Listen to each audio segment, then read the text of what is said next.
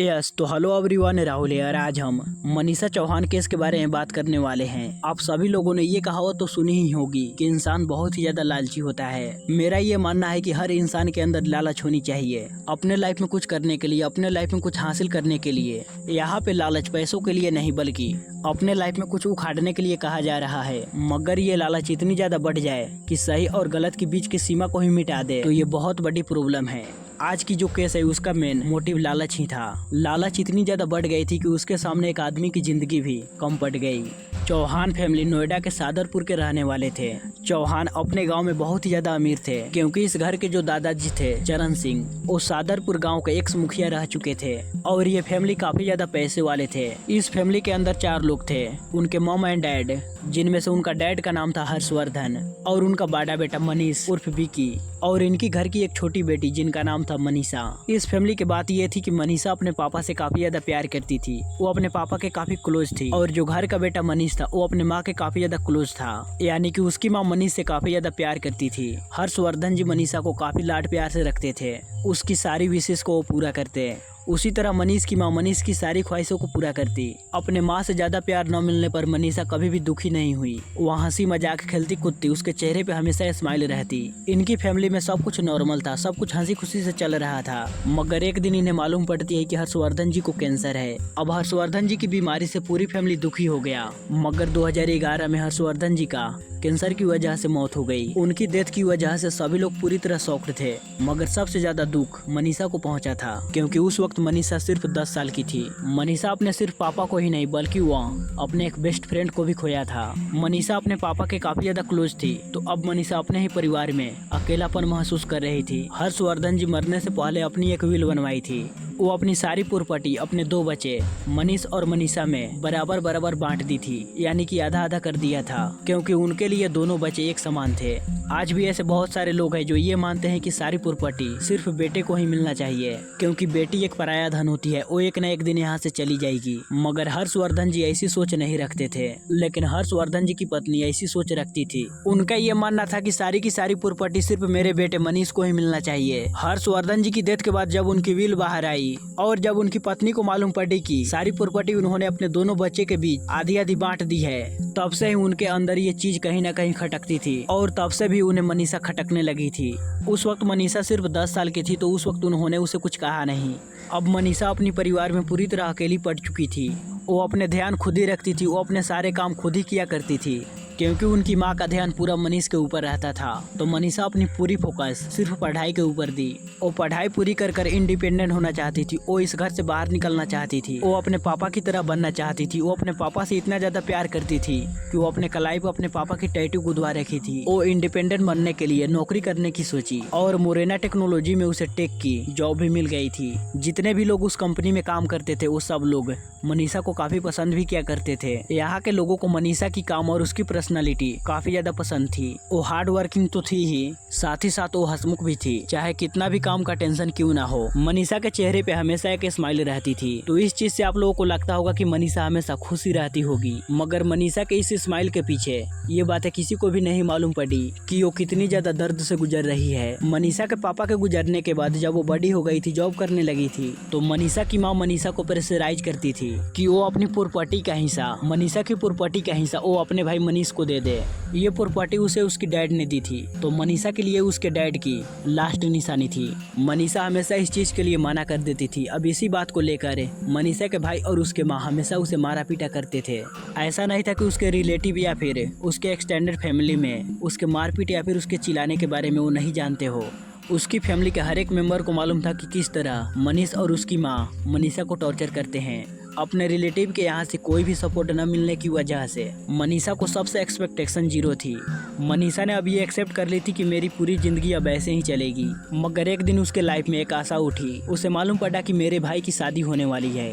उसे लग रहा था कि शादी के बाद मेरा भाई मनीष शायद बदल जाएगा, शायद उसकी पत्नी इतनी अच्छी होगी कि उसे चेंज कर देगी, शायद मेरी भाभी मेरी माँ और मेरे भाई जैसे नहीं होंगे, शायद मेरी भाभी मेरा बहुत ही अच्छे से ध्यान रखेगी, नॉर्मल इंसान की तरह मुझे ट्रीट करेगी। मगर मनीषा को शायद मालूम नहीं था कि इन दोनों से सबसे ज्यादा खतरनाक ये तीसरा कैरेक्टर यानी कि उसकी भाभी थी। अब मनीष की शादी हुई शिखा से। शिखा सोनीपत की रहने वाली थी। मनीष और शिखा की शादी बहुत ही धूमधाम से मनाई गई। शादी की शुरुआत में तो शिखा नॉर्मल बिहेव कर रही थी, मनीषा को बहुत ही अच्छे से ध्यान रखती, उसके बहुत ही अच्छे से देखभाल करती। मगर एक दिन मनीषा ने शिखा को किसी दूसरे आदमी से बात करते हुए सुन लिया था। मनीषा ने जब अपने भाभी की फोन को चेक की तो उसे मैसेजेस और फोटोज मिले। उसे मालूम पड़ा कि मेरी भाभी पवन नाम के लड़के से बात कर रही है। तो मनीषा ये चीज देखकर अपने भाई के अच्छे के लिए मनीषा ने अपनी भाभी से बात करने की कोशिश की, उसे समझाया कि आप जो कर रहे हो वो बहुत गलत है।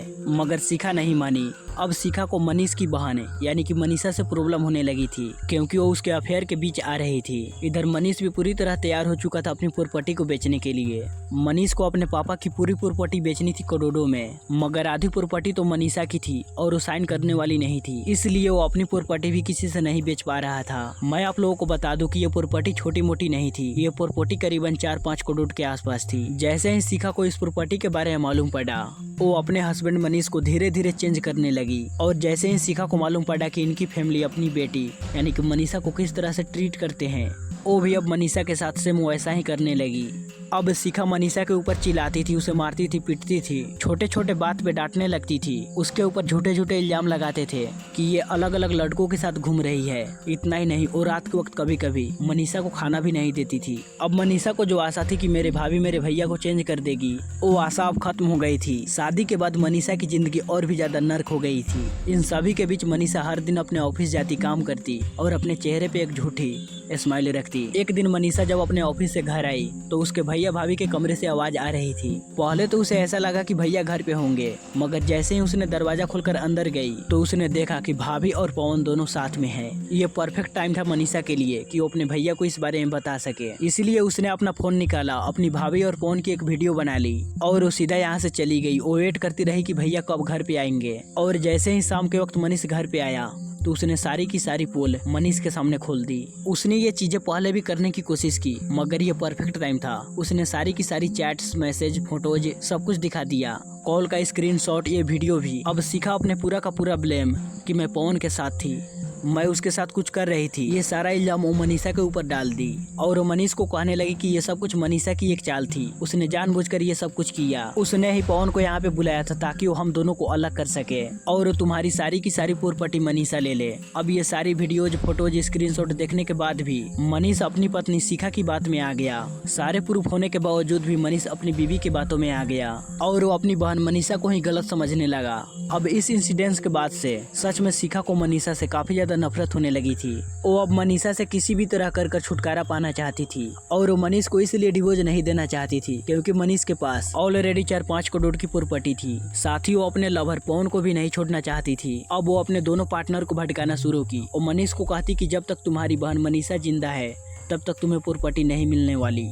वो पवन से कहती जब तक मनीषा जिंदा है तब तक हम दोनों कभी भी एक नहीं हो सकते। शिखा ने इन दोनों को इतना ज्यादा भड़का दिया था मनीषा के खिलाफ कि ये दोनों अब मनीषा को मारने के लिए पूरी तरह तैयार थे। इसीलिए शिखा, मनीष और पवन ये तीनों मिलकर मनीषा को मारने की प्लानिंग की। 1 नवंबर 2023 को मनीषा रात के वक्त अपने ऑफिस से घर लौटी। इनकी फैमिली ने साथ में बैठकर डिनर किया, मगर मनीषा को नहीं मालूम था कि मेरे खाने में बेहोशी की दवाई मिलाई गई है, उसी के भैया भाभी के द्वारा। मनीषा के बेहोश होने से पहले उसके भाई मनीष ने कहा कि तुम इस प्रॉपर्टी के पेपर पे साइन कर दो, मगर मनीषा माना की तो उसके भैया भाभी मिलकर उसे मारने पीटने लगे। जैसे ही मनीषा बेहोश हुई तो पवन ने दुपट्टे से मनीषा का गला घोटा और जब वो उसका गला घोट रहा था तो उसके सगे भाई मनीष ने उसके हाथ को पकड़ा था और उसकी भाभी शिखा ने मनीषा की पैर। अब ये तीनों मिलकर प्रॉपर्टी की लालच में मनीषा को मार डाले। मनीषा को मारने के बाद उसकी डेथ बॉडी को बाहर फेंकने के लिए इन तीनों ने ट्राई किया उसकी डेथ बॉडी को सूटकेस में डालने के लिए, मगर सूटकेस में मनीषा की डेथ बॉडी फिट नहीं हो पा रही थी। तो इन तीनों ने मिलकर उसकी हड्डियां तोड़ी। उन लोगों को मनीषा की डेथ बॉडी को इस तरह से ठिकाने लगाना था कि मनीषा की डेथ बॉडी किसी को भी न मिले, और अगर ये किसी को मिल भी जाए तो ये पहचान में न आए कि ये लड़की कौन है, किसी की बहन है या फिर क्या है। उन्होंने उस सूटकेस को अपने गाड़ी में रखा और सदरपुर से 75 किलोमीटर दूर भागपत के सिसाना गाँव जाने की प्लानिंग की, जो की पवन का ही गाँव था। सिसाना गांव के एक कूड़ेदान में इस सूटकेस को फेंका, उसके ऊपर पेट्रोल डाला और उसे वहीं जला दिया और वहां से ये तीनों भाग गए, ये सोच कर कि सुबह तक ये डेथ बॉडी अपने आप जल जाएगी और किसी को भी इस बारे में कुछ भी नहीं मालूम पड़ेगी। मगर ऐसा हो भी जाता, ये बॉडी पूरी तरह जल भी जाती। इन तीनों ने एक गलती की कि वहाँ की मिट्टी गीली थी, जिस वजह से ये सूटकेस या फिर मनीषा की डेथ बॉडी बहुत ही धीरे धीरे जल रही थी और एक पॉइंट पे आकर ये सूटकेस, ये डेथ बॉडी जलनी बंद हो गई थी। अब सुबह के 5 बज गए थे। अब सिसाना गांव के एक बुजुर्ग आदमी मॉर्निंग वॉक पे जा रहे थे। जब वो जा रहे थे तो इस कूड़ेदान के पास से गुजरे। उन्हें कुछ जलने की बदबू आई तो वो कूड़ेदान के अंदर झांक कर देखे कि आखिर ये बदबू आ कहां से रही है। और जैसे ही उन्होंने झांक कर देखा तो उन्हें मालूम पड़ा कि हड्डियां जल रही है।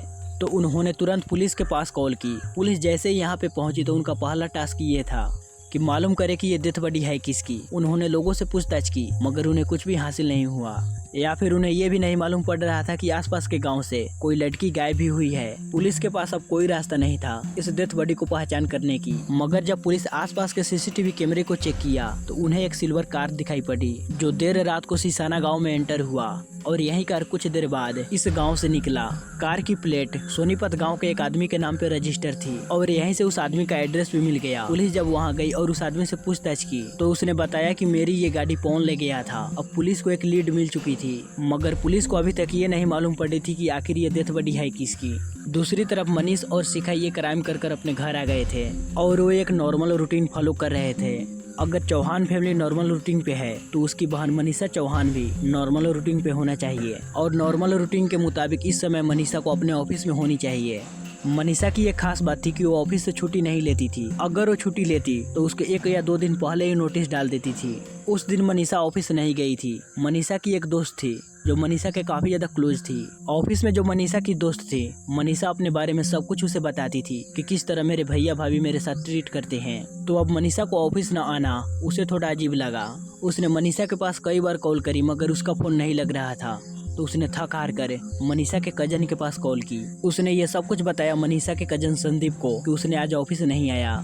अब मनीषा का जो कजन संदीप था उसे भी थोड़ी बहुत मनीषा की चिंता थी तो जल्दी से मनीष के घर गया मनीषा को देखने के लिए, कहीं वो लोग उसके साथ कुछ कर न दिए हो। जब संदीप ने मनीष से पूछा कि मेरी बहन मनीषा कहाँ है तो मनीष ने कहा कि वो तो चली गई अपने ऑफिस के लिए। मनीष की बोलने की आवाज संदीप को ऐसा लगा कि ये कुछ ठीक नहीं है, वो हमसे कुछ छुपा रहे हैं। तो सीधा पहुंचा पुलिस स्टेशन और वहाँ पे वो मनीषा की मिसिंग रिपोर्ट लिखा दी। संदीप ने तो रिपोर्ट लिखा दी मगर पुलिस जब पूछताछ करेगी तो वो सबसे पहले वो मनीषा के घर जाएगी, वहाँ पे पूछताछ करेगी। तो वहाँ पे मनीष और शिखा ने ये कहा कि वो किसी लड़के के साथ भाग गई और सिंपैथी के लिए शिखा वहाँ पे थोड़ी बहुत रो भी ली। मगर पुलिस थोड़ी बहुत इंक्वायरी की कि आखिर इनकी फैमिली में क्या चल रहा है। तो बहुत सारे एलिगेशन आ रहे थे मनीष और शिखा के ऊपर। उन्हें लग रहा था कि मनीषा गायब है और इसके पीछे उसके भैया भाभी का ही हाथ है। अब शक के बेस पे तो पुलिस कुछ नहीं कर सकती। तो पुलिस वालों ने सबसे पहले मनीष और शिखा की फोन को ट्रेस किया। उनको ट्रेस करने पर पुलिस वालों को ये मालूम पड़ा कि 1 नवंबर की रात को इन दोनों की फोन सिसाना गांव की लोकेशन को दिखा रहे थे और वहीं से कनेक्ट हुई कि सिसाना गांव में एक लड़की की डेथ बॉडी मिली हुई है। पहले तो ये दोनों चुप थे मगर पुलिस के सख्ती के आगे शिखा और मनीष अपना क्राइम कबूल किया। शिखा ने पुलिस को कहा कि मनीषा दुश्मन थी, वो मेरे अफेयर के बीच आ रही थी और मनीष कह रहा था कि मनीषा की वजह से मैं अपनी प्रॉपर्टी नहीं बेच पा रहा था। तो इन दोनों ने डिसाइड किया मनीषा को मारने के लिए। शिखा और मनीष दोनों पुलिस कस्टडी में थे मगर अभी भी पवन फरार था। सिसाना गांव में पुलिस जब एविडेंस को इकट्ठा कर ही रहे थे तभी उन्हें एक आदमी दिखा जो दूर खड़ा रहकर उनके ऊपर नजर रख रहा था। पुलिस को शक हुआ तो वो उनके पास गया और पुलिस को मालूम पड़ा कि ये पवन ही है। पवन घबरा गया और वो पुलिस के ऊपर ही फायरिंग करने लगा तो पुलिस वाले भी उसके ऊपर फायरिंग किए। इस वजह से पवन की पैर में गोली लगी और 8 नवंबर को पुलिस पवन को अरेस्ट कर ली और पवन ने भी अपना क्राइम कबूल कर लिया है। अगर पवन क्राइम सीन पे नहीं आता ये चेक करने के लिए कि बॉडी अभी जली हुई है या फिर नहीं तो शायद पवन आज पकड़ा ना जाता।